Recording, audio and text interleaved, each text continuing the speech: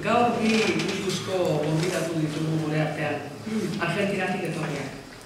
Pablo Micheli, CTA Central de Trabajadores Argentinos eko idazkari, gaur egungo idazkari nagusia dela, eta Víctor de Genaro, gaur egun Argentinan diputatu nazionala dana, baina bere jatorria eta bere historia Argentinako sindikalismoari lotuta dagoena daukana. Bera CTA-ko sortzaileetariko bat izan zen, CTA-ko lehenengo idazkari nagusia izan zen, eta gaur egun esan bezala diputatu nazionala da. Hasteko esan CTA, Central de Trabajadores Argentinos, 1992 urtean sortu zela. Carlos Menemen agintepean areagotu ziren politika neoliberalen kontrako langileen protesta masiboen eraginez. Garai hartan, enpresa publikoen privatizazio masiboak eman ziren, kanpo zorra izugarria zen, eta ajuste fiskal politikak aplikatu ziren. Egoera larri honen aurrean, aginte sindikal tradizionala, CGT, Menemen aldean jarri zen. Eta horren kontra zegoen beste sindikalista talde batek zentral berri bat sortu zen. CTA proiektu desberdin bat bezala sortu zen. Afiliazio zuzena onartzen duen bai langile aktiboena, bai langabetuena, jubilatuena, prekarioena, langile informalena. Kontutan hartu behar da, kolektibo hauek asko igo zirela, hasi zirela 90. hamarkadan. Menem berrautatua izan zenean langabetuen errekor historikoa utzi zen Argentina. Azpilana, desempleoa, langabezia azpilana edo subenpleoa, desokupatuen mugimenduak sortu ziren, hori da garai hartako berezitasun bat. CTA-ren beste ezaugarri bat, hautaketa zuzena da, bere delegatuak, agintariak zuzenean hautatzen dira, eta bere autonomia osoa, talde ekonomiko, gobernu eta alderdi politikoekiko autonomia osoa. Ezaugarri guzti hauei esker, privilegio duen CGT-ekiko guztiz urrun kokatu ziren hasieratik, eta bere ala irabazi zuen CTA-k errekonozimendua arlo politiko, gizarte eta sindikalean.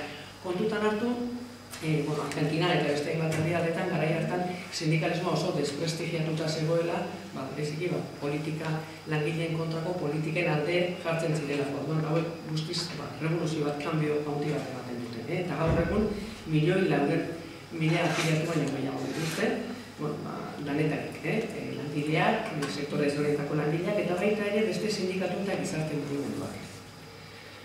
Hasta ahora he hecho una breve presentación. Voy a seguir en castellano porque, a disgusto por lo que estaba pasando en el seno de la CGT, crean una nueva central como reacción a que la cúpula del sindicalismo tradicional, burocratizado y tachado de corrupto, se alinea con las políticas de Menem. Este grupo decide empezar de cero frente a la crisis que está viviendo Argentina en ese momento y, como dicen ellos, transformar la bronca en esperanza. Se plantean tres ejes fundamentales de su acción. Uno es recuperar la identidad de clase trabajadora, otro es defender su propia autonomía respecto de gobiernos y partidos políticos y hacer una política hacia los desocupados. Y decía que el tema de los desocupados es un tema importante porque en esos momentos se baten récords de paro en Argentina y surgen los el empleo precario, el subempleo, el trabajo informal y surgen los movimientos de desocupados, piqueteros, etc. Estas diferencias han caracterizado o han diferenciado a la CTA muy claramente del sindicalismo tradicional argentino y han hecho que ganara rápidamente un reconocimiento en el escenario político, social y sindical. Y cuenta actualmente con más de 1.400.000 afiliados.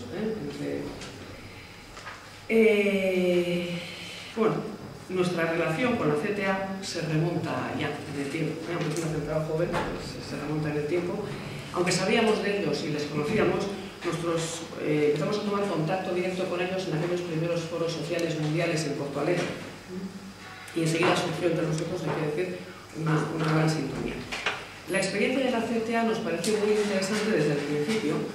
Suponía una bocanada de aire fresco, no solo en el panorama sindical argentino o sudamericano, también entendíamos que a nivel mundial, y mucho, desde luego, yendo desde la realidad europea. Era una experiencia nueva, fresca, atrevida, que nos parecía muy interesante. Por todo esto se convirtió inmediatamente para nosotros en una relación prioritaria, y así la hemos tratado siempre, internamente cuando explicábamos el trabajo que hacíamos y también de cara a ellos. Hemos desarrollado una relación bilateral estos años, hemos participado en nuestros respectivos congresos, nos hemos visitado todos los de Argentina, ellos han venido aquí, hemos organizado encuentros, hemos hecho también colaboración en diferentes temas y hay que añadir un hecho que, bueno, que no ha hecho nadie por nosotros y que es muy importante para nosotros. El año pasado, con motivo del 100 aniversario de la CTA nos hizo un homenaje en Argentina, un homenaje en la ciudad de Rosario, que fue, además de muy bonito, muy emocionante, y bueno, pues es algo que, en fin, pues que no se nos olvida. Y bueno, en el marco de esta relación, que ya digo que dura años, tuvimos entre nosotros hace unos años, muchos os acordaréis, a dos compañeros, de Pablo y de Víctor, que eran Fito y Nando, con los que organizamos también una sesión de formación parecida a esta. Y estos días, revisando un poco bueno, pues la preparación, la presentación que hice entonces, me he dado cuenta que he visto que entonces les habíamos pedido que nos hablaran de las políticas, de los planes de ajuste impuestos a Argentina por el Fondo Monetario Internacional y el Banco Mundial y la respuesta sindical que se dio. Y hoy volvemos, unos años más tarde, pero con la diferencia de que en aquel momento a nadie se nos hubiera ocurrido pensar que esos mismos planes de ajuste, esas mismas políticas, se iban a aplicar en Europa, después de haber visto las consecuencias desastrosas que provocaron en general en América Latina y en otros continentes. Y aquí estamos, 5 o 6 años más tarde, analizando lo mismo que está pasando en Europa. Bueno. Y bueno, pues eso es lo que les hemos pedido hoy a Pablo y a Víctor, que nos hablen un poco de la experiencia vivida en Argentina durante la década de los 90, la respuesta que desde la CTA se dio, pues cómo se conforma la CTA, qué respuesta se da, porque entendemos que estamos obligados a mirar otras experiencias vividas en otros lugares del mundo y aprender de las mismas. También les hemos pedido que nos hablen de la propia CTA y de, bueno, pues eso que tiene en este momento tan ocupados a todos y sobre todo a Víctor mencionado, que es la constituyente social, etcétera. Entonces, pues... Buen día, compañeras, compañeros. La verdad que nos da mucho gusto con Víctor estar acá con ustedes, poder compartir nuestras experiencias, poder ver la realidad que están atravesando en el País Vasco y en general en Europa. Y sí nos da mucha tristeza, mucha bronca por ahí el hecho de ver que si abrimos un periódico de aquí del País Vasco o de cualquier país de Europa y vemos la noticia de lo que está aconteciendo en ese momento, es como si nos metiéramos en el túnel del tiempo y retrocediéramos 15 años y estuviéramos viendo las noticias de Argentina o de América Latina de hace 15 años atrás. Pero bueno, lo concreto es que la necesidad de venir a visitarlos luego del Congreso de la CGTP de Portugal nos pareció una idea buena porque toda la experiencia que nosotros acumulamos frente a lo que fue la política de ajuste, lo que fue la política que llevaron adelante los gobiernos neoliberales de la mano del Fondo Monetario y de los bancos en la Argentina, del capital financiero, nosotros la padecimos, pero también la resistimos y la confrontamos y podemos decir que de alguna manera lo derrotamos. Y esa experiencia, si bien no se puede trasladar mecánicamente a otros países, tampoco hay que desecharla porque seguramente les puede ser muy útil a todos los que están luchando en Europa ahora por la misma situación que nosotros atravesamos. Yo estaba viendo el trabajo que hicieron Miquel y Amaya de la visita a Buenos Aires y la verdad es muy completo y podría excusarme de explicar lo que es la CTA porque aquí está perfectamente explicado. Pero muy brevemente, lo cierto es que la CTA nace en principio de la década de los 90 como la central de los trabajadores, primero como central de los trabajadores argentinos, y en esa oportunidad nace en el peor momento de la historia del campo popular y de los sectores populares de izquierda de la Argentina. el momento más crítico que vivíamos en Argentina y en América Latina estaba dado porque después de haber salido de dictaduras militares que fueron tremendas en nuestros países, tengan en cuenta que en Chile, el país vecino, había estado Pinochet y todavía persistía esa dictadura. En Paraguay estaba la dictadura de Stroessner, otro terrible asesino. En Argentina habíamos tenido la dictadura de Videla, de las juntas militares que secuestraron y mataron y desaparecieron a cerca de 30.000 compañeras y compañeros, de la mayoría cuadros sindicales jóvenes. Bueno, y así se daba prácticamente en todos los países. Luego de haber atravesado una situación muy dura con lo que fue la dictadura, cuando queríamos comenzar a recomponernos, nos cae encima lo que es la política del neoliberalismo, y el principio de la década del 90, cuando todavía no teníamos saldadas las heridas de lo que había sido la dictadura, ni en términos sociales, ni en términos políticos, ni en términos económicos estaban curadas las heridas, ni tampoco estaba curado el miedo de lo que había significado semejante golpe. Viene el neoliberalismo de la mano de Menem en Argentina, de Sánchez de Lozada, que era el presidente de Bolivia. Ahí hay una particularidad para que ustedes entiendan.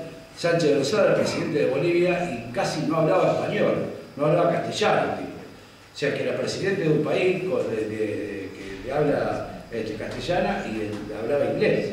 O sea que había una colonización tal en Bolivia que era una cosa tremenda.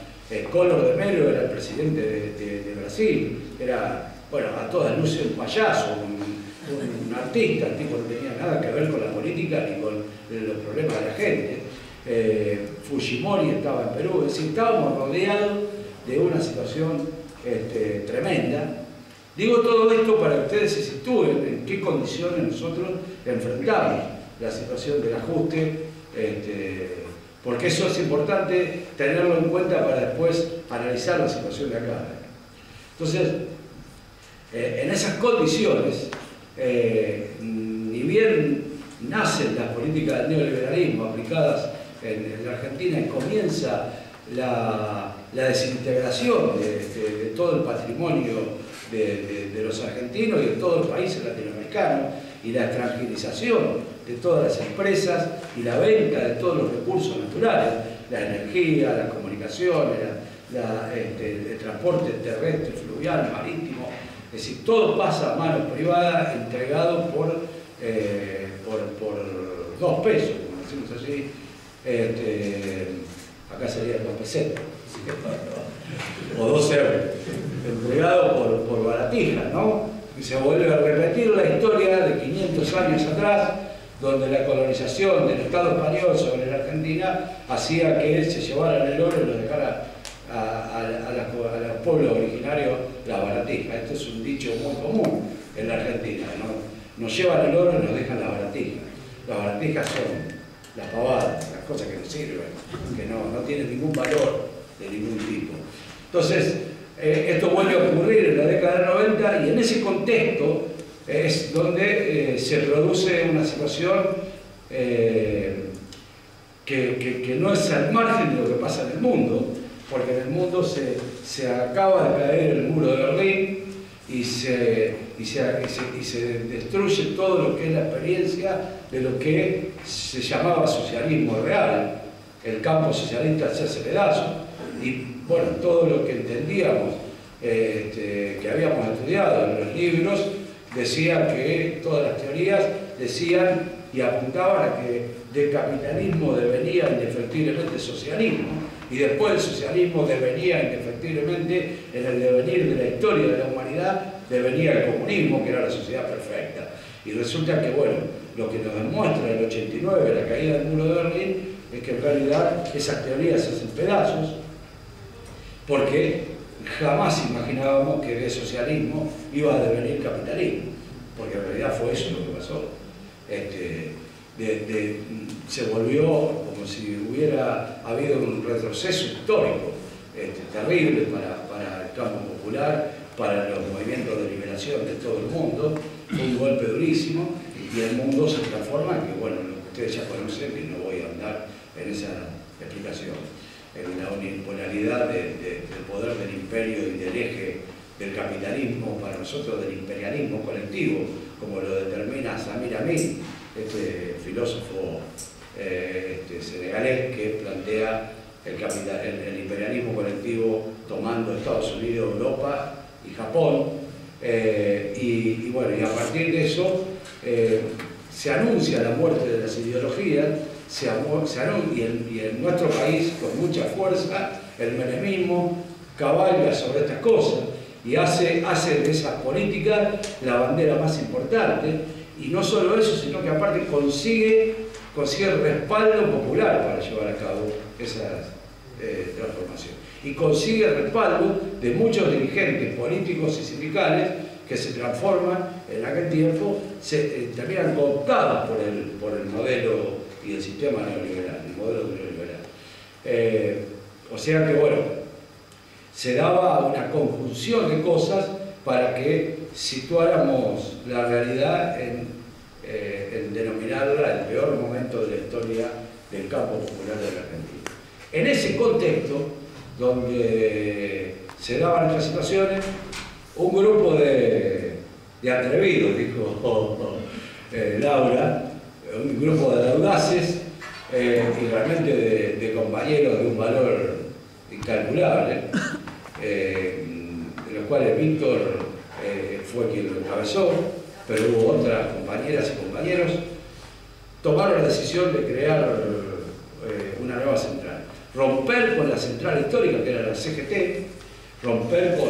El mundo cambiaba y en ese momento seguir atado a las viejas estructuras que se habían burocratizado, que se habían entregado a la política del neoliberalismo, para nosotros era una derrota, era una vergüenza, y en ese contexto resolvemos quedarnos pocos, pero no ser cómplices de esa entrega que se estaba operando en el país. Y en ese contexto resolvemos crear un grupo de sindicatos y de organizaciones sociales, crear una central de nuevo tipo, una central que tuviera como condición principal la afiliación directa. Esto que significa que en lugar de ser una central sindical, fuera una central de trabajadoras y trabajadores, que es una diferencia sustancial en lo que había sido tradicionalmente el movimiento sindical en Argentina. Plantearse que esta central podía contemplar en su seno a los sindicatos constituidos, pero también a los sindicatos en camino a constituirse, también a las organizaciones de los territorios, porque al cerrar las fábricas, al quedarse sin trabajo, la gente terminaba en su casa, en los barrios, sin tener nada que hacer, una situación tremenda, generaba conflicto en las parejas, en las familias, en general en la sociedad, el hecho de la altísima desocupación y el golpe de la pérdida de trabajo a edad de 45, 50 años, 45, 43 años, ya no había posibilidad de volver a reinsertarse en el mercado laboral, y esa clase trabajadora que había quedado excluida por el sistema, la central decidió darle un lugar para que se pudieran organizar y decidió una definición que fue fundamental en aquel tiempo para resistir, de decir: el sistema nos excluye, pero nosotros los consideramos trabajadores y por lo tanto pueden seguir afiliados a la central de los trabajadores de la Argentina. Eso fue muy importante porque a partir de ahí organizamos lo que era lo más crítico de la clase que había quedado, como le digo, excluido, y ahí comenzamos un camino en el peor momento de la Argentina, en el peor momento de América Latina. Por eso digo, los pueblos reaccionan y tienen respuesta, inclusive en situaciones tan complejas como esa. Y esa respuesta fue crear esta central que luego se transformaría al poco tiempo en el centro de la resistencia contra la política del neoliberalismo en la Argentina, y comenzaba a ser modelo para toda América Latina de cómo enfrentar esa política. Ahí comenzamos a trabajar. Primero nos reíamos con Víctor cuando charlábamos con algunos, porque recordábamos aquella época las marchas flacas. Decía, había un poema que le habían hecho un compañero nuestro que decía las marchas flacas que nos enamoran. Eran marchas flacas porque éramos tan pocos que dábamos lástima. Porque claro, la gente nos decía, ustedes son buenos tipos, buenas personas, buenas mujeres, buenos hombres, pero la verdad están desfasados con la historia. Se acabó, las ideas libertarias, la ideología está muerta. Acá todo lo que viene es el primer mundo, para la Argentina viene el primer mundo, por eso tenemos la paridad 1 a 1 con el dólar. Nosotros sabíamos que era una mentira absoluta eso, que era imposible, que el peso argentino valiera lo mismo que el dólar y que hubiera esa paridad. Nosotros digamos y discutíamos con los trabajadores y las trabajadoras, pero bueno, nos escuchaban por respeto, pero no nos creían. Pero nosotros íbamos. Y bueno, si algo nos caracterizó fue la persistencia, la convicción que indefectiblemente esto no podía durar toda la vida. Si bien es cierto que no hay mal que dure 100 años, pero cuerpo que lo aguante tampoco.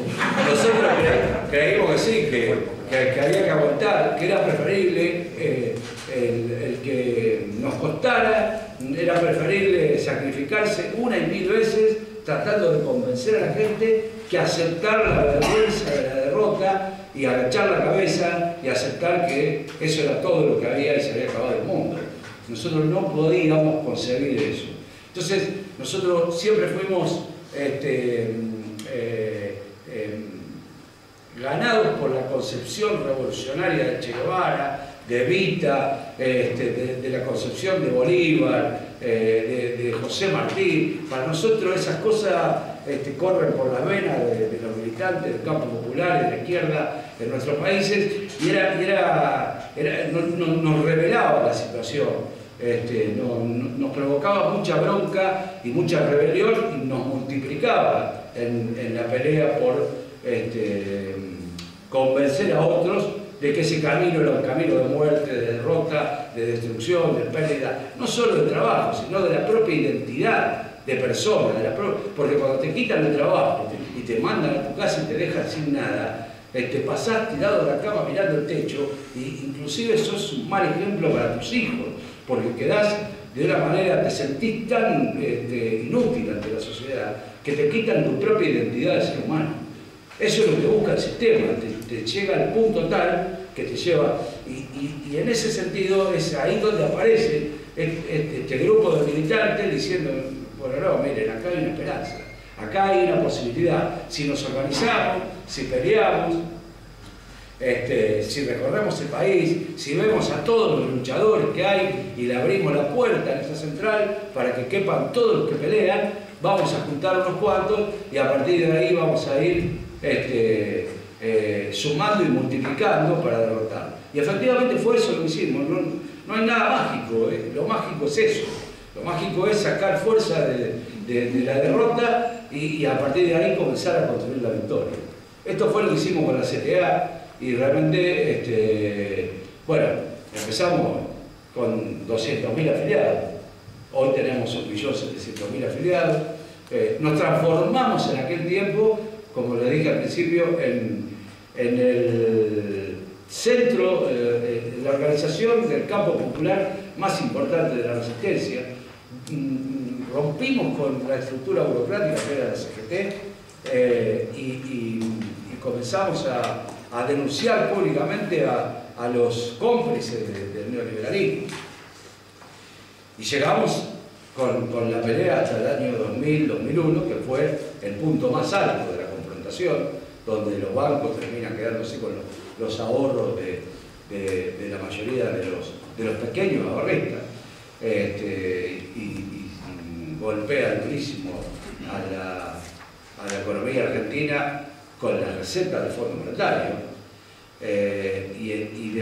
A partir de ese momento, obvio, América Latina la resistencia comienza a derrotar las políticas neoliberales, es decir, se llega a un punto máximo de situación crítica y a partir de eso todo lo que vino posteriormente fue en favor de la organización popular, fue en favor de la gente, fue en favor de la situación el contexto latinoamericano que hoy vivimos, obviamente ustedes entenderán, es totalmente distinto. Aparece en el foro de Porto Alegre, como decía, el Foro Social Mundial, con la consigna "Otro mundo es posible". Eso ocurre en el año 2001 por primera vez. Creo que ahí yo te conozco, Laura, en ese foro. Y en ese contexto es donde comienza a aparecer una luz de esperanza en toda América Latina. Y bueno, Chávez gana en Venezuela las elecciones, comienza a contagiar el tema de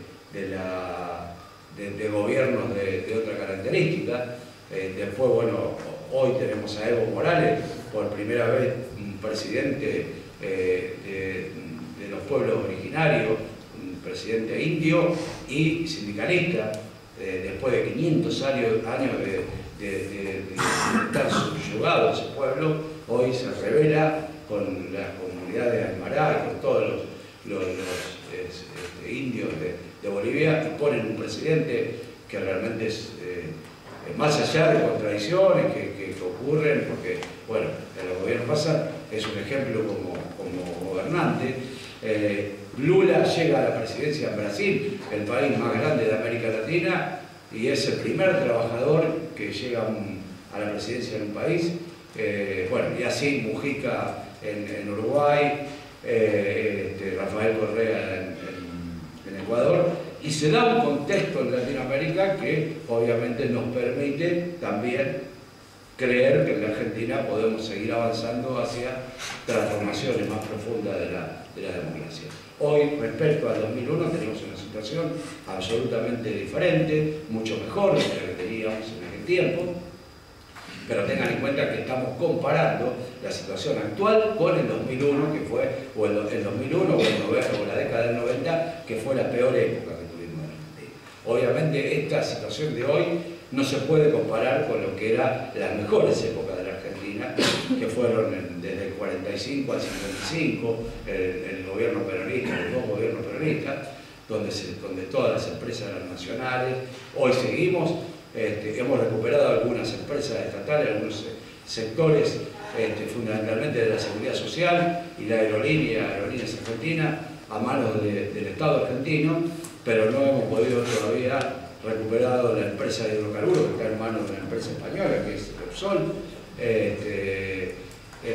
Siguen las mineras como la Barrick, mineras poderosas ligadas a Estados Unidos y Canadá, destrozando el medio ambiente. Bueno, hay una gran pelea del pueblo argentino contra esto. Hoy estamos en una situación donde la central ha crecido y todas las organizaciones del campo popular han crecido en términos cualitativos y en términos cuantitativos. La mejor situación que nosotros consideramos en este tiempo, más que la económica, más que la situación del nivel salarial y de condiciones laborales, que es mejor a la del 2001, insisto, pero que no es la que nosotros quisiéramos todavía. Lo más importante es el salto cualitativo que se dio en la conciencia colectiva del pueblo argentino. Hoy hay una capacidad de movilización y de pelea que no permite de ninguna manera, ni siquiera que se utilicen términos de parte de los gobernantes que le recuerden aquella época. No se puede hablar de ajuste en Argentina, no se puede hablar de reducción de salario, de congelamiento salarial, no se puede hablar de aumento de la edad jubilatoria, no se puede hablar de reducción del gasto público, bueno, no se puede hablar de despidos, porque esto es una respuesta inmediata, masiva de las organizaciones y de muchas partes de la sociedad. Eso es un triunfo que hemos conseguido después de lo que vivimos, después de lo que pasamos. O sea que si comparamos la situación que ustedes tienen aquí con la que nosotros teníamos en aquel tiempo, nosotros partimos del subsuelo de la patria, porque estábamos enterrados, era una situación tremenda la que vivíamos. El estándar económico que tienen ustedes aquí en el País Vasco y en general en Europa es absolutamente superior al que nosotros teníamos.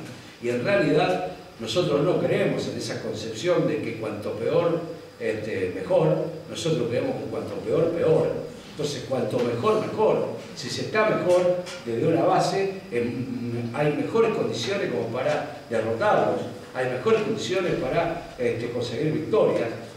Los trabajadores, el pueblo, no siguen a organizaciones que le planteen el camino de, bueno, estamos mal, esto realmente es el ajuste. El discurso lo digo acá, no lo voy a decir públicamente, pero el discurso de Tox o de Méndez, que dice tenemos que sacrificarnos a los trabajadores igual que los empresarios porque son tiempos críticos, es una vergüenza. Eso es exactamente lo que decían los burócratas sindicales que fueron cómplices de la dictadura y que luego fueron cómplices del neoliberalismo en Argentina y que nos generaron tanto daño. El mismo discurso, las mismas palabras, las mismas expresiones, las mismas definiciones. Uno no le puede plantear a los trabajadores y al pueblo esos mensajes, esos discursos, y mucho menos si se es líder de un sindicato, si se es líder de una organización popular, porque en realidad si ese es el planteo, la gente no sigue, no se suicida el pueblo, no va a seguir a quienes le lleven a un camino de derrota y de entrega. El pueblo y los trabajadores siguen cuando hay propuestas de poder, cuando hay propuestas de decir nosotros tenemos condiciones de derrotarlos, si nos juntamos, si peleamos, si movilizamos, si discutimos, si nos organizamos, si recorremos el país y hablamos en la asamblea, si discutimos con la gente, los podemos vencer. Bueno, y eso es lo que a nosotros nos mantuvo vivos como organización, nos hizo consolidar, crecer, consolidar y hoy estar en las condiciones en las que estamos. La verdad que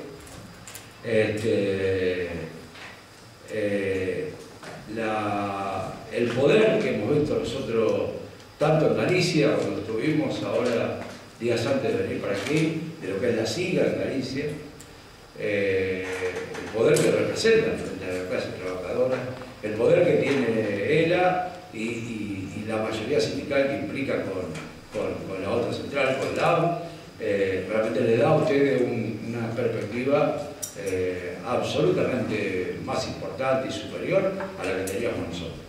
Nosotros éramos una organización incipiente, éramos, vuelvo a reiterarlo, unos atrevidos que con muy poca fuerza enfrentamos una situación muy compleja y logramos prácticamente no derrotar del todo, porque decir, como dije ayer en la radio, uno no puede relajarse. Es decir, nosotros estamos un poco mejor y eso no implica que, bueno, listo, ya está, derrotamos el neoliberalismo, como le gusta a Joseba la frase, cocodrilo que se duerme termina siendo cartera. Entonces, si nosotros nos quedamos tranquilos, nos pasa por encima, porque los empresarios, el capital financiero, son enfermos, tienen una avidez de riqueza y de acumulación de poder impresionante y tienen la particularidad de manejar con plata absolutamente todo, inclusive a los gobiernos. Identificar claramente quiénes son los responsables de la crisis es una de las cuestiones principales de este tema, porque acá se intenta poner de responsable a un poder abstracto, que es el Fondo Monetario, es el Banco Central Europeo y la Comunidad Económica Europea. ¿A dónde lo vas a agarrar? ¿Viste? Porque, ¿cómo haces para, como decimos allá, para putearlo, para movilizarle a la puerta y armarle quilombo al Banco Central de Europa y al Fondo Monetario? ¿Cómo le agarrás a la mujer esta que? Acá los responsables son los gobiernos, estos tipos hacen su política, son coherentes con su concepción ideológica, son la derecha fascista, de lo peor, lo único que les interesa es acumular ganancias y lo van a hacer a costa de inclusive la guerra.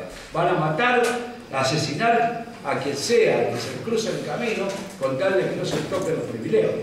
El problema son los gobernantes que se arrodillan frente a ellos. Y ese es un poder, es un responsable concreto.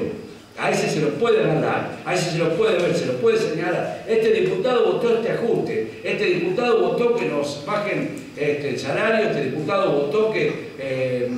y hay que señalarlo con nombre y apellido, que el pueblo sepa, porque aquí hay que dar una batalla cultural que significa disputarle la cabeza y el corazón de cada uno de los habitantes del País Vasco y de la propia Europa, porque no se los puede derrotar solamente desde los cuerpos delegados, desde la dirigencia sindical. Hay que incorporar a otras fuerzas para dar esta batalla.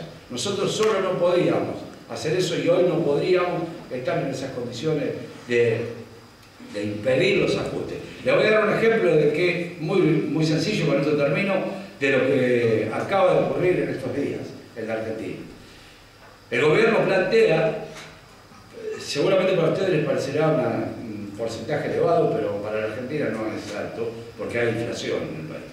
El gobierno plantea que en la paritaria, en la negociación colectiva de este año, que arranca a principios del año 2012, todos los años arranca a principios del año, que la negociación colectiva no se podía concebir aumentos superiores al 18%.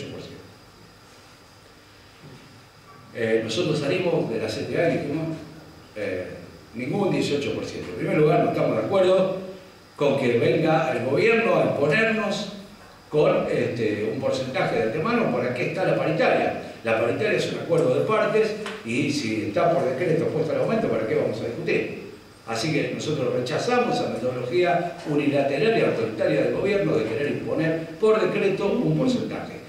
El porcentaje lo discute cada sindicato con el patrón y si no hay acuerdo de paro, huelga. Porque acá paro, si no hay acuerdo de huelga, y hay movilización y chao. Y guerra. Esto es así. Entonces, rechazamos eso y dijimos 30%. Está loco, ustedes, ¿cómo 30%? Es una barbaridad. 30%. Ese es el aumento que hay que pedir. Bueno, hoy, esto lo dijimos hace un mes, la CTA. Hoy, todos los sindicatos de la CGT piden 30%. Y hoy,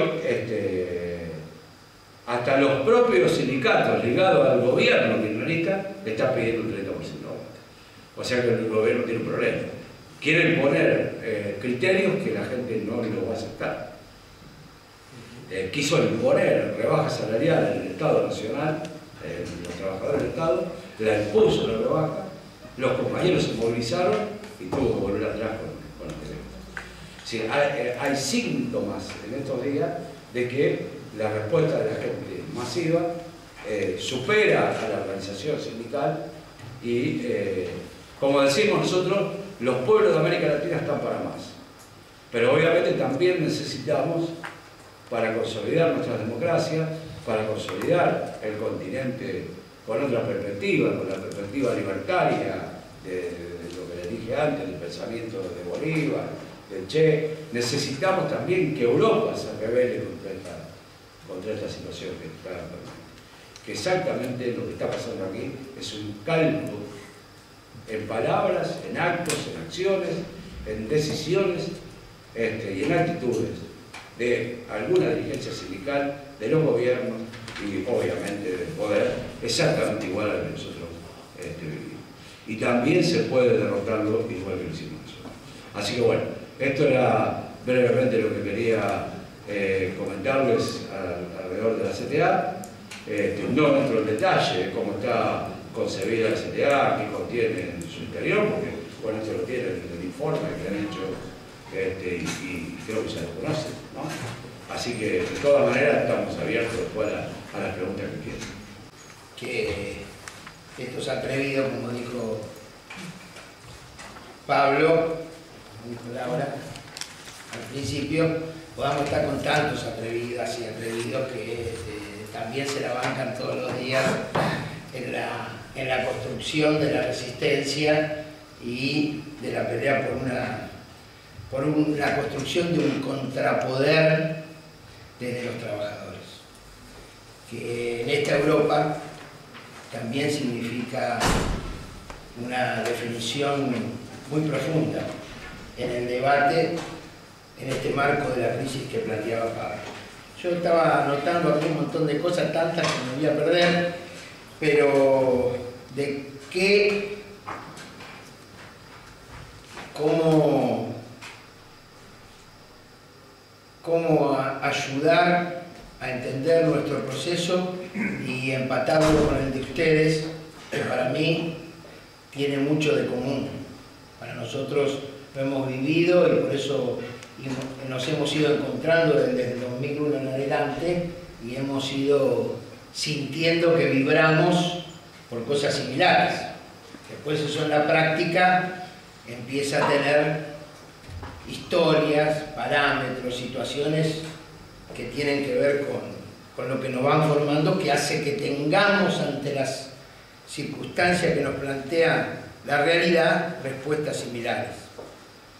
Y la verdad que escuchando a Pablo, que para mí fue muy claro y muy redondo, quizás se podría definir la crisis 89-90 como el punto de partida de una nueva realidad.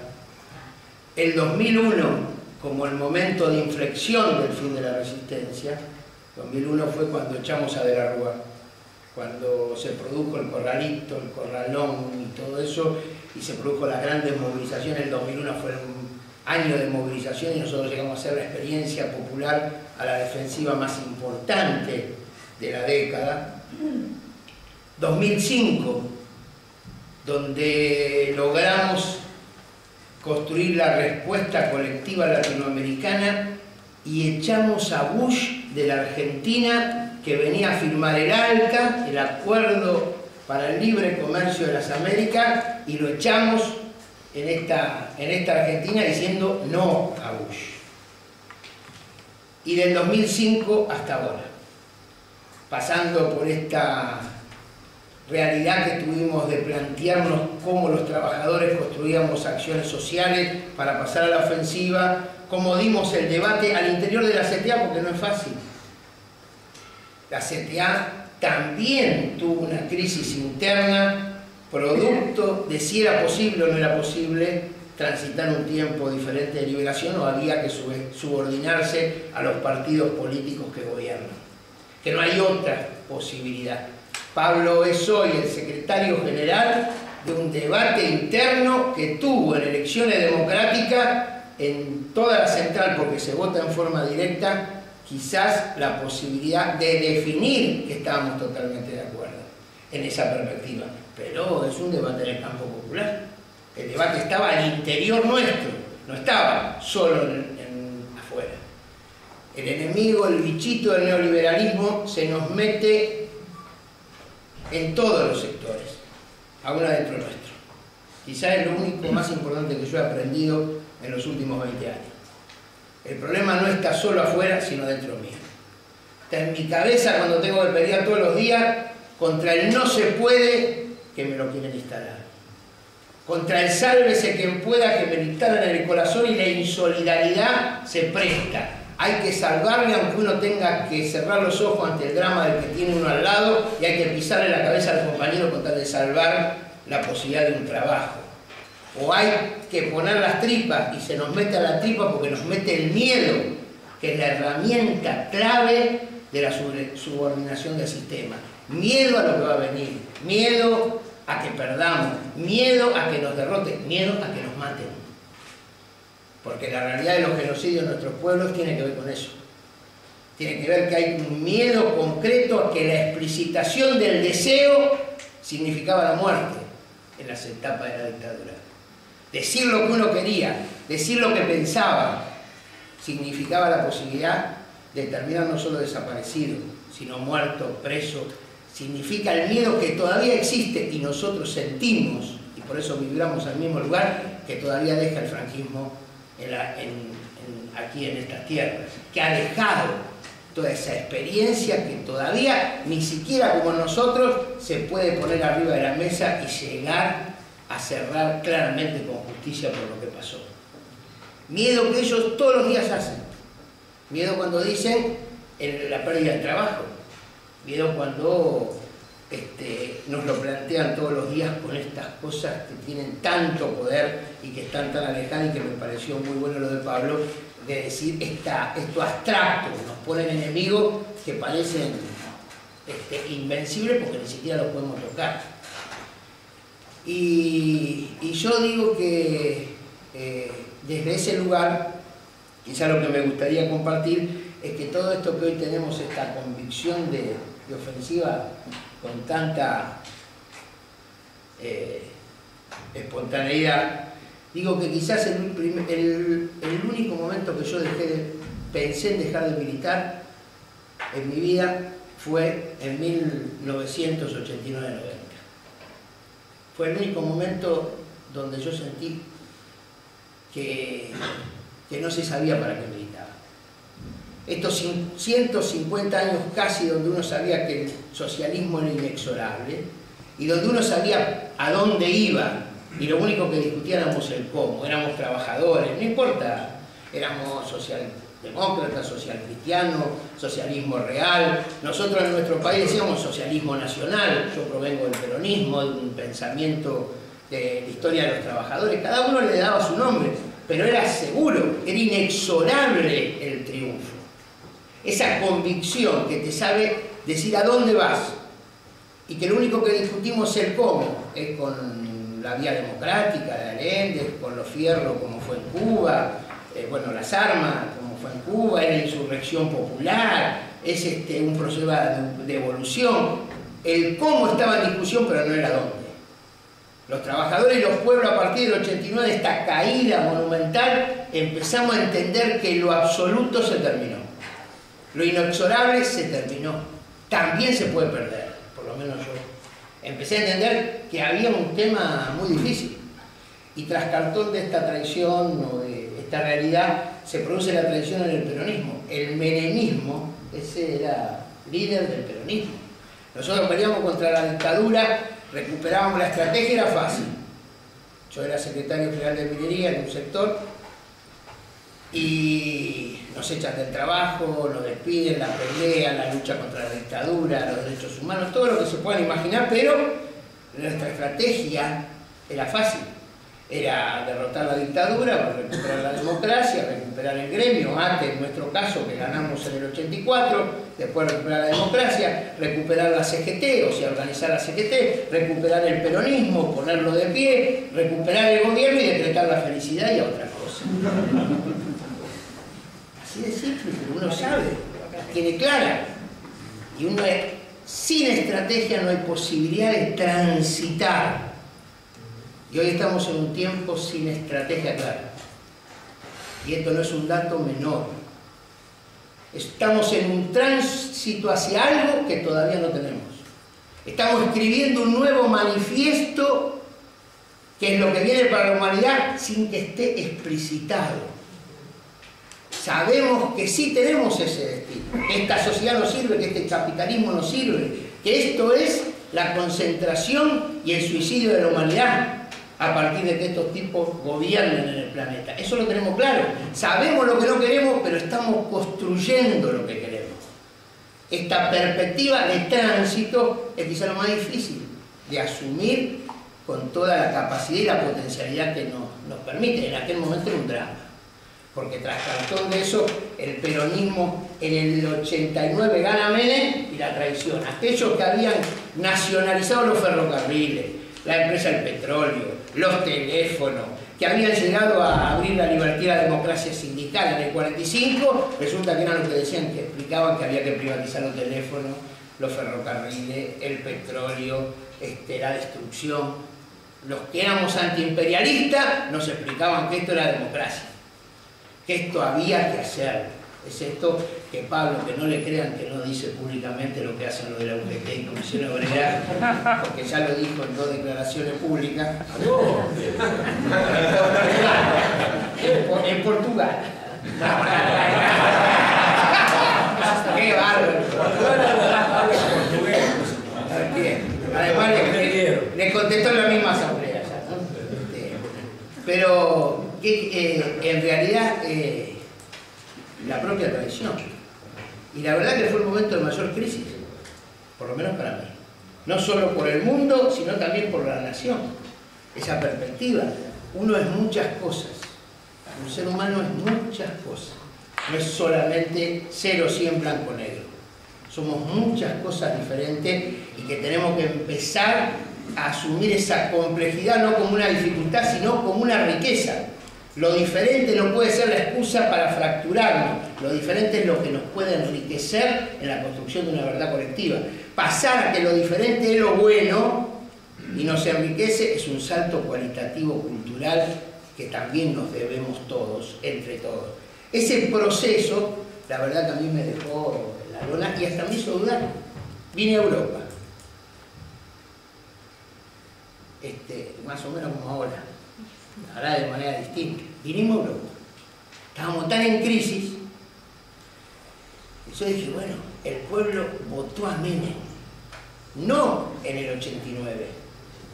Votó a Menem en el 91, ya sabiendo lo que hacía. Porque cuando Menem era la revolución productiva, el salariazo al principio, Menem traicionaba. Pero 2 años después estaba haciendo todo esto y estábamos peleando. Y la CGT se había subordinado al gobierno. Y era difícil.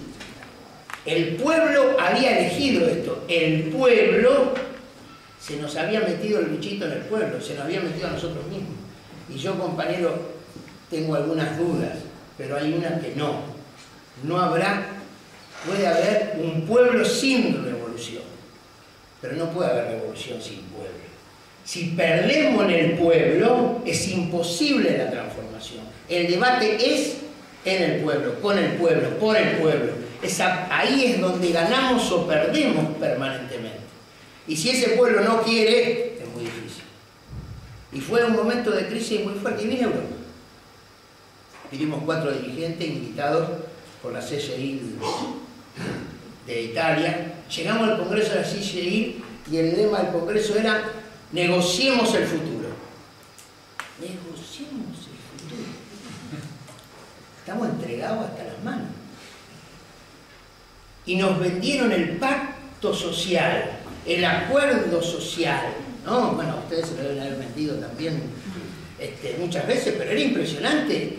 Ustedes son latinoamericanos, están muertos, ustedes no saben, nosotros, los empresarios, el tripartismo, la concertación acá, ¿no? Los empresarios, el gobierno, el Estado, los sindicatos, esto avanza.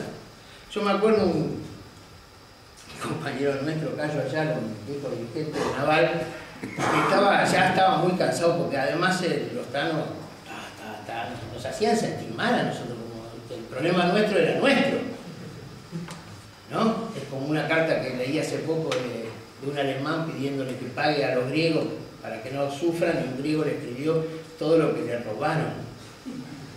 Desde Alemania a Grecia le hicieron pagar sin decisiones a los griegos, ¿no? Parece que fuera culpable nosotros y no estas transnacionales. Que me acuerdo que estaba tan mal y dice, bueno, lo único que yo tengo tranquilidad es que ahora que están festejando tanto la caída de este muro, que ahora era el triunfo de la concertación y de lo que viene, dice, es porque dentro de poco van a poner un muro al revés. Se les van a venir de Europa Oriental y van a empezar a trabajar los de distintos países y le van a llevar las empresas y le van a abaratar la mano de obra y la crisis se le viene a meter a ustedes adentro. Bueno, por supuesto parece imposible en ese momento. Eso es lo que hacen las transnacionales. Europa nos vendía que era la posibilidad cierta de que este modelo frente al imperio era la Europa que iba a crecer y que todos teníamos que seguir. Bueno, nosotros llegamos a Argentina y dijimos, bueno, y la verdad que ahí fue donde resolvimos, o empezamos en serio de cero. El compañero Germán Abdala decía, te equivocás, negro, decía, no vamos a empezar de cero, de menos 10. ¿No? Y es verdad, hay que empezar de nuestras raíces. Cuando uno tiene perdido a dónde va, volvamos a recuperar un poquito la historia para atrás, para retomar el camino. Eso es lo que enseñan los sabios. Y me parece que hay que hacerlo. Hay que parar en el momento a discutir la estrategia para lo que va a venir. Y ustedes tienen hoy esa gran posibilidad de estar discutiendo explícitamente la estrategia con mucha más posibilidad de lo que va a venir, porque también hicimos cosas a los pueblos. Y la verdad que fue impresionante. Aprendimos una barbaridad. Nos abrimos y empezamos a aprender que la clase trabajadora es la única identidad clave para nosotros. Nos atalonamos en la identidad de clase. Porque compañeras y compañeros, será mucho banquero, mucho Banco Mundial, pero si ponen un faco de billete arriba de la mesa, yo nunca vi que se duplicara a sí mismo. Nunca vi. No es el capital el que garantiza eso. Lo que garantiza eso es el trabajo humano, es la capacidad humana, es el esfuerzo humano. Es esa potencialidad. Los generadores de la riqueza somos nosotros, no ellos. Y lo que está en discusión es la rentabilidad de esa riqueza que está en manos de ellos o en manos nuestras. O es para un colectivo o es para un tan sencillo como esto. Pero que se nos lo complica por la capacidad de poder que ellos tienen y nuestra incapacidad de reconocer ese poder. Y empezamos a reconocerlo. Y empezamos durante una década a resistir. Fue la resistencia. Lo que más hicimos fue creer en la gente. Lo que más hicimos fue creer que esa verdad colectiva había que ir a buscarlo a lo colectivo. Y sí hicimos una cosa muy importante, que hoy es clave, que es la identidad de clase. Cualquier trabajador que viva de su trabajo, que vivió de su trabajo, o que quiera vivir de su trabajo, es afiliado a la central. Y hoy Pablo es secretario general porque le agregamos elección directa de autoridades. No estaba Kirchner 15 años después. Era en aquel momento. Preparamos una central frente a cualquier poder y plantamos una bandera que era autonomía. Autonomía, que es difícil. Frente a los partidos, frente a los gobiernos y frente a los patrones. Autonomía que no quiere decir indiferencia. Y empezó una resistencia que termina en el 2001. Explota el 2001. Yo suelo decir que nosotros terminamos en 2001 echando al de la Rúa. Impresionante. Las masas fueron... Nosotros habíamos trabajado todo el año, marchamos 15 días en el 2000, de Rosario a Buenos Aires, donde se hizo la... No, donde fueron a Rosario, marchamos caminando durante 20 días, 15 días, 20 kilómetros por día, levantando firmas y planteando que había que enfrentar la pobreza, la jubilación. Es un drama eso, no es fácil, porque los compañeros dicen, ¿por qué no vamos a meter con los pobres si nosotros necesitamos convenio? Bueno, todo este tipo de cosas que existen. Y fue una rebelión durante 1 año y medio, pero la verdad que cuando terminó ese 19 de diciembre, toda la gente movilizada contra el estado de sitio y echando al presidente, fue un éxito total. Logramos voltear un gobierno nacional, pero habíamos volteado gobiernos provinciales antes. Ahora llegó un momento donde dijimos, volteamos y ¿quién gobierna? Terminaron gobernando los que se prepararon para gobernar. Los que tenían atrás una propuesta concreta, que era la devaluación, y otra vez sopa.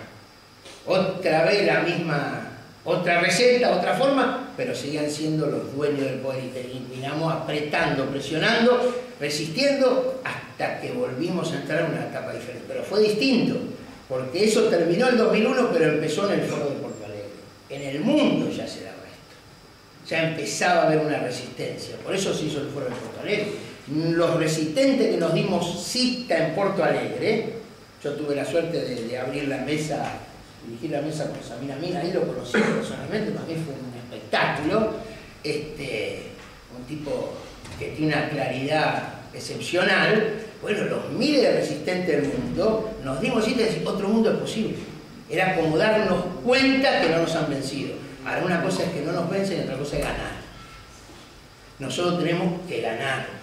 Y en ese ganar empezó un tránsito que se coronó con el 2005 cuando echamos a Bush de la Argentina. No era fácil, pero había que animarse a plantearse que si venía Bush a la Argentina había que parar el país y echarlo. Y estuvieron todos los presidentes y se logró con el triunfo de Lula, con Tabaré. Todavía no estaba Evo, ni Lugo, ni Correa de Ecuador. Pero Blanquita, que habló del Ecuador, que Blanquita es una de las representantes de origen espectaculares, y logramos plantar esa bandera. No se puede lograr un triunfo de la magnitud que fuimos haciendo nosotros sin un marco latinoamericano. También es responsabilidad de ustedes discutir Europa. Pero no la Europa que ellos quieren, la Europa de los trabajadores, la Europa de los resistentes. Esa Europa sí la tienen que discutir. Sí hay que discutirla, sí hay que construirla, pero no la Europa de los que están explicando que no se puede hacer otra cosa que esto que se está planteando, cómo negociamos el futuro, sino cómo construimos un futuro diferente. Sin Latinoamérica nosotros no podríamos estar haciendo lo que estamos haciendo. También hay una identidad latinoamericana, pero empezamos a ver la identidad nacional. Y ahí vimos que nuestro mejor caudal era esa construcción colectiva. Nos abrimos a los movimientos sociales, nos abrimos a la perspectiva de organizaciones nuevas, fuimos aprendiendo. Empezamos y no es fácil, pero hay un montón de crisis en nuestras propias organizaciones, producto de estas nuevas realidades de crecimiento, pero obviamente hay que abrirse a nuevas perspectivas. Nosotros empezamos a hacer unión de trabajadores desocupados, como si fueran sindicatos, y al poco tiempo nos dimos cuenta que nadie quiere ser desocupado, así que nadie quiere estar en un sindicato que no le da orgullo, nadie quería estar. Conseguíamos cosas, solidaridades, pero no es una identidad que subyugue ser parado, ¿no? Había que inventar otras cosas, otras formas organizativas, y ahí descubrimos los movimientos sociales. A los movimientos sociales no los inventamos nosotros, están en cada lugar, el problema es verlos. Yo entendí que uno termina por encontrar lo que busca. Si uno lo busca, lo encuentra. Si uno empieza a abrir la cabeza y la vista para ver a esos movimientos de organizaciones que están, el único problema es que no nos conocemos, no lo sabemos.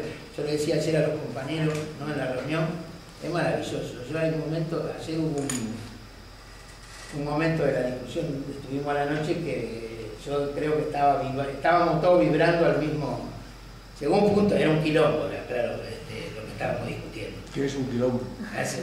No, bueno, un follón, era un lío, ¿no?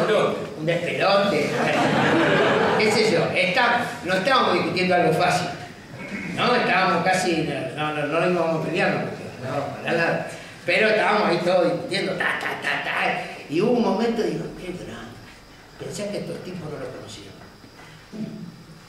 y ellos no nos conocían a nosotros. Hay millones como nosotros, hay millones y millones y millones que no conocemos, pero que vibran al mismo nivel que nosotros. El problema es encontrarlo. El problema no es solo encontrarlo, sino organizarlo.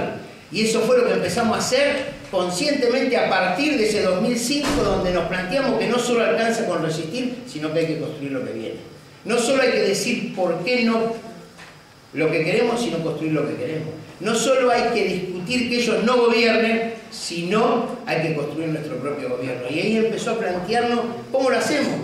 Y empezó a hacer carne en nosotros una propuesta de convocatoria de una constituyente social. ¿Qué es la constituyente social? Es constituirnos con todas las organizaciones sociales y populares en nuestra propia discusión de la estrategia. La estrategia no la vamos a decidir solo nosotros, hay que ir discutiéndola con todos los demás. Todo el campo popular, no sé cómo se dice acá, porque las palabras en un lugar significan una cosa. Cuando discutimos estas cosas, uno trata de usar las palabras que no se malinterpreten, porque a veces, ¿no? Así que ustedes traten de hacer el esfuerzo de entender lo que uno quiere decir, no lo que la palabra fría dice, porque por ahí no abarca, pero lo popular, ¿no? El otro día decían que el populismo, un gobierno populista, claro, le pegaban acá porque estaba en contra justamente de una medida popular, y allá el populismo es una cosa que ayuda a la gente, es medio oportunista, no le crea mucho al populismo, pero defiende a la gente. Entonces, cuando habla de popular, digo de pueblo, ¿no? De lo que significa el pueblo. Empezar a constituirnos. Hay una crisis de representación total en todos los órdenes. Y nosotros tenemos que discutir una nueva legitimidad. Ahora necesitamos esas representaciones. No es lo mismo tener dirigentes sindicales que están a la cabeza de la movilización que dirigentes sindicales que firman los acuerdos como firmaron los de la UGT y Comisión Obrera. Se imagina para los trabajadores, miran a esos tipos y dicen, si estos tipos, que son los que tienen fuerza, son los que saben, firman, mejor vámonos a casa, sobrevivir como sea, agarrar cualquier negocio. En nuestro país había personas que decían, no, te conviene el retiro voluntario, porque es buena hora, vos agarrás esta plata, te pones un kiosco, te compras un taxi. Acá supongo que no tiene ese nombre, retiro voluntario, pero jubilación anticipada o todas las formas de salvarte individualmente. Es distinto tener una organización sindical como la que tienen ustedes, que va a estar a la cabeza de la pelea, que va a resistir. No nos hizo falta ver nada más que a las representantes ahí del sector privado, que por poco que le tirábamos alguna idea no nos chumbaban a nosotros, porque, ¿no? Así que peleadora sobra, eso es así siempre. Bueno, menos mal, eso es la clave del tribunal. También vivo a los compañeros del servicio público, que son como que eran chicas, ¿viste? Ya eran negras, entonces aquel Verlo también, no, lindas hemos visto en todos lados, pero al margen de eso, lo del servicio público estaba medio agrandado. Y claro, estaban que asamblea, que habíamos crecido, que fíjate cuánto crecimos, y tienen razón, porque a pesar, ¿viste?, de Ramón, que también defendía la cosa de los privados, pero tienen razón, en el Estado hay algo que es más legalidad, más posibilidad de defender, hay más seguridad y hay más debate. El enemigo lo va a decir que eso es un privilegio y que a los funcionarios hay que bajarle las cosas porque es un privilegio, y por eso van a ir a buscar a los derechos de esos privilegiados. Seguramente lo van a transformar, va a ser un debate de sentido. Ese debate de sentido solo se gana si tenemos a la comunidad, como a los consumidores. Cada lugar está ahí está la verdad, la pelea. Y para esa pelea necesitamos al pueblo, y para eso necesitamos la constituyente social. Y empezamos a hacer un nuevo movimiento político, social y cultural. Ustedes dicen movimiento político, social, ¿no? Yo no les pregunté para no armarle el lío a ustedes, que nos expliquen qué es eso. Porque menuda tarea, para explicar lo que es eso. Pero es eso. Es decir, que no vamos a delegar ni siquiera esa construcción. Tenemos que resistir y construir al mismo tiempo. Discutir esta estrategia que no está clara, pero que hay que hacerla. Por eso Laura tiene uno de los papeles que hemos discutido en nos costó hacer, que es esto, que dice: construyendo y explicitando nuestra estrategia de poder popular. Construyendo y explicitando. Es muy difícil, porque para defenderlo uno no puede decir lo que quiere. A veces, ¿no?, uno va adivinando, no puede ser explícito, porque si es muy explícito por ahí en la defensiva se termina peleando, y frente al enemigo no hay que pelearse tanto, ¿no? Frente al enemigo no hay, aunque uno tenga ganas. ¿Cómo construís y discutís al mismo tiempo? ¿Cómo te peleás contra el enemigo y discutís al mismo tiempo? Intentamos discutir la CTA, la Constituyente Social, instrumentos electorales, Latinoamérica, la formación, la comunicación, la investigación en los próximos 5 años. Y repartimos esto 100.000 para que sea una discusión pública total. No somos dueños, no hay vanguardia hoy que pueda representar al conjunto. Hay que construir ese colectivo en el marco de una defensiva importante, pero hay que asumir esa tarea. Aunque uno esté en un lado y de otra otra. Yo, por ejemplo, no tengo ningún cargo en la CTA, porque sería no incompatible. Por estatuto nosotros no tenemos prohibición de estar en cargos legislativos en la CTA, sí en cargos ejecutivos. Cargo de gobierno no se puede, pero cargo legislativo hemos tenido diputados muy importantes. Germán Abdala, Claudio Lozano, ustedes estuvieron con Claudio Lozano, era diputado de antes. Carlos Custer. Germán Abdala fue diputado por el peronismo y en los 90, fue electo en el 89 y en los 90, entre elegir el verticalismo y la disciplina del partido o la disciplina de la clase, eligió la disciplina de la clase y encabezó la pelea contra las privatizaciones en el Parlamento y fue uno de los que más denunció los negociados. El problema no es que sea diputado, el problema es para quién trabaja. Es lo mismo que los dirigentes sindicales, ¿no? El problema es para quién trabaja. Pero empezamos a explicitar esta estrategia y en eso estamos, en este tránsito hacia una estrategia de poder consciente poder popular, en donde la resistencia tiene sentido. Y ahí sí, yo quiero terminar para que se dé el debate, entendiendo esta película, ¿no? Cómo fue, cómo fuimos creciendo, cómo fuimos discutiendo y en qué crisis estamos hoy. La CTA, yo decía que no estoy ocupando ningún cargo, pero la CTA tiene autonomía aún de las experiencias partidarias que uno puede hacer, aún del propio gobierno. Nosotros no necesitamos subordinar, no solamente a los trabajadores, a nadie debemos subordinar. Necesitamos que cada uno crezca en ese aporte. Ahora esa CTA está creciendo. Ahora esa CTA que crece, después del debate interno y demás, ha crecido también la convocatoria y la constituyente social que está convocando a los movimientos sociales. Es impresionante. Como esa constituyente social forma parte de un proceso de constituyentes en todos los países. Nosotros no estamos dispuestos a discutir cómo administrar el Estado. Queremos cambiar el Estado. La diferencia entre los procesos revolucionarios que hay en América Latina, para mí una de las cosas más claves, es que hay pueblos que han planteado constituyentes, Venezuela, Ecuador, Bolivia, se han planteado cambiar el Estado, no solo administrar el Estado. Si el RIN es de ellos, las reglas son de ella, los referís son de ellos, los árbitros son de ellos, no vamos a ganar la pelea.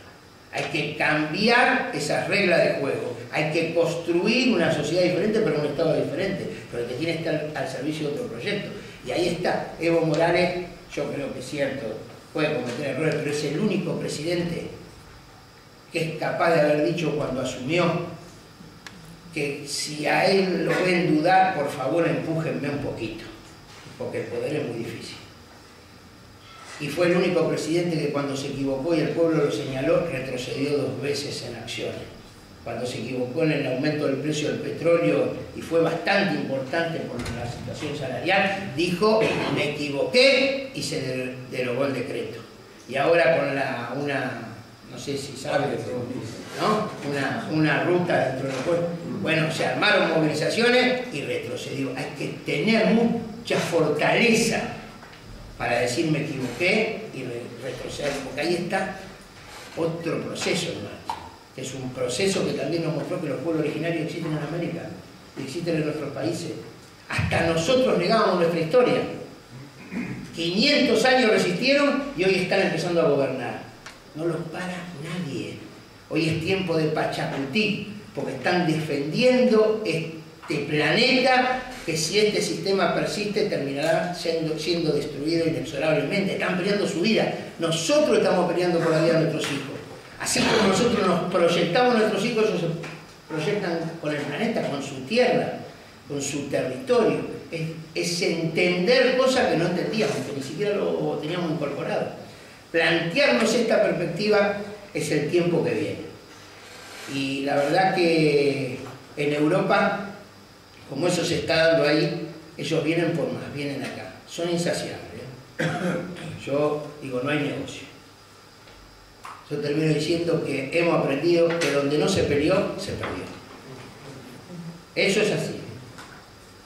Aunque a ustedes le digan que es preferible, donde no se peleó porque no había organización, el pueblo se desarmó, se deshizo, hoy es un pueblo fantasma, no existe más organización, crisis de todo tipo, fractura social y se paga muy caro. Donde teníamos organización adentro los trabajadores y éramos fuertes, logramos resistir y terminamos negociando. En el único lado donde se ganó fue donde los trabajadores éramos fuertes adentro y la comunidad nos apoyó. Donde ganábamos el debate en la comunidad. Donde incorporábamos a los distintos sectores. El astillero Río Santiago está hoy abierto en Ensenada, uno de los máximos astilleros, porque lo tomamos los trabajadores, porque decidimos que si la empresa no funcionaba, la hacíamos funcionar nosotros. Imaginan qué quilombo que era eso, ¿no? Eso sí que era, ¿no? Pero, y nos echaron muchos trabajadores y lo pudimos sostener porque el pueblo de Ensenada enfrentó a los albatrios, que es la tropa de élite de la Marina. Enfrentamos a los albatrios, porque cuando ellos toman la decisión del poder están dispuestos a reprimir. Están dispuestos a ir a fondo. Y nosotros tenemos que enfrentar esa represión con la gente. No hay otra posibilidad. O sea, nada más que por abrir los comercios te ponen la policía, ¿no? Así que cuando es en serio, es en serio. Y lo que organiza es la fuerza política. O las minas de Río Turbio, o los jubilados. Yo no sé por qué ustedes se jubilan a los 58 años. Vos sabés que yo eso lo estoy pensando, digo, ayer me enteré que se jubilan a los 58 años y con todo lo que hay para hacer encima se jubilan. Ahora, estoy de acuerdo que por ahí no sean de la dirigencia, ¿viste? Porque ustedes para renovar, y veo que la renovación viene bien, así que no hay ningún problema. No viene mal, no, pero irte a tu casa, no. Con el quilombo que hay que hacer. No sé, eso se lo dejo. Me quedó preocupado, digo, esa capacidad, esa experiencia importante que tiene, que esté ociosa, me parece que no vale la pena. Tiene que estar, no, claro, no tendrá que estar en la conducción, pero sí en otra, hay que inventar. Pero, porque fíjense, la gran lucha que nosotros tuvimos, la primera derrota que le infligimos a ellos fue la jubilación privada. Gracias a los jubilados, que llevan 1000 miércoles frente al Congreso de la Nación, que pelearon por la seguridad social y los trabajadores de la seguridad social, logramos defender la estatal de reparto contra la privatización de la jubilación, contra la capitalización individual. Y logramos quebrarle, ese fue nuestro primer triunfo. Fueron importantes. No va a haber triunfo en educación sin los padres. No va a haber triunfo en la salud sin los pacientes. No va a haber triunfo en la defensa de las empresas sin ganar la conciencia de la mayoría. Ese es un proceso, es la disputa por el sentido. La formación, la investigación, la comunicación es la disputa por el sentido. Todos los días esos tipos entran en nuestra casa por ese aparatito y encima le pagamos. Todos los días nos dicen que estamos mal, que es una mierda, que no hay alternativa, que hay que entregarse, que la salida es individual y nosotros, como yo digo en la Argentina, hay que apagar el televisor y ponerse a hablar con los compañeros. Hay que recuperar esa capacidad de creer en nuestra propia fuerza. Ustedes tienen demasiada fuerza. A ustedes les suena mal eso que dice Pablo, y yo termino con esto. Porque lo hemos notado, ¿viste? Que le decimos, les da un poco de... Lo hablamos, porque cuando le decimos, nosotros estábamos jodidos, ustedes tienen tanta fuerza, están mejores, la gente gana más, tienen organización. Y entonces todos nos damos cuenta que nos miran y dicen, esto qué gana, nosotros estamos peleando acá, no vemos cómo y resulta que parece que la tuviéramos fácil. No, no es que la tienen fácil, la tienen al mismo grado que nosotros. Lo que pasa es que hay niveles y situaciones diferentes. Y hoy en ustedes tienen una formación y una que hemos visto en algunos lugares y en esta actitud que tienen, que es la homogeneidad de un proyecto político organizado sindicalmente. Y eso vale oro. Vale oro tener una militancia que está incorporada a un proyecto coherentemente y que cree. Nadie puede ir a convencer a los demás que se puede si no está convencido. Si uno no está convencido que va a ganar, no puede convencer. Aunque Ramón se enoje que use el ejemplo de fútbol, porque a él no le gusta, yo la verdad que siempre digo, a mí me gusta el fútbol, si uno va perdiendo 6-0 y le dice a todos pongan huevos que vamos a ganar, miren, si vamos perdiendo 6-0, viejo, que cae joder, que termina el partido, basta, claro.